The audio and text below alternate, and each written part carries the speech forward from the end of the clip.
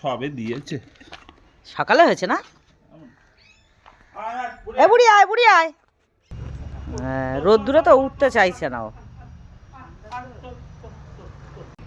এদিকে দেখছে দুজন বসে বসে, এই যে লিজা আর মিষ্টি, আর ওখানে ওই কোনায় বসে দেখছে ঘন্টু, ওই যে।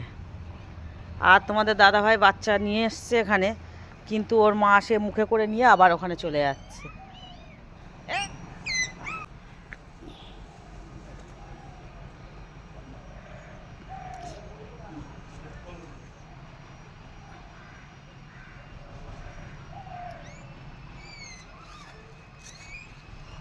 ওখানে নিয়ে গেছিল তোমাদের দাদা ভাই, সে মুখে করে নিয়ে আসছে বলে আবার তোমাদের দাদা নিয়ে আবার এখানে দিচ্ছে।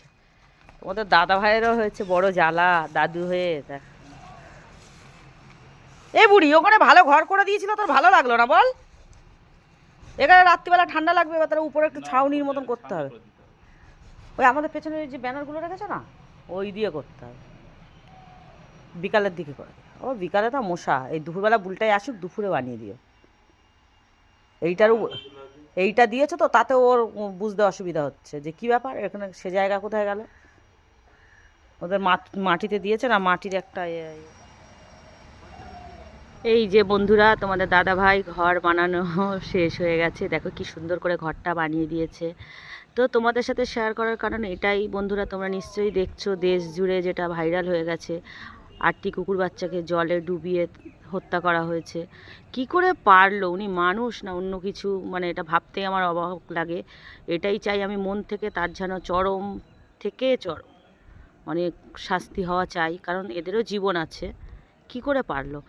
আজ আমরা এদের সাথে এরকম মানবিক, এরকম করো না তোমরা কেউ। যারা ভালোবাসো তাদেরকে তো আমার অন্তর থেকে অনেক অনেক ভালোবাসা। আর যারা ভালোবাসো না, বাসো না, কিন্তু তাদের সাথে এরকম খারাপ কিছু করো না। মেরে দেওয়ার মানে ওইটা কিছুতেই মন থেকে মানা যায় না। কি করে পারলো ওই মহিলা? আর আমাদের বাবু দেখো কি সুন্দর করে ঘর বানিয়ে দিয়েছে। এদের জন্য ভাবো তো আমাদেরও কত প্রবলেম, আমরা ঠিকঠাক এখানে ওখানে যেতে পারি না,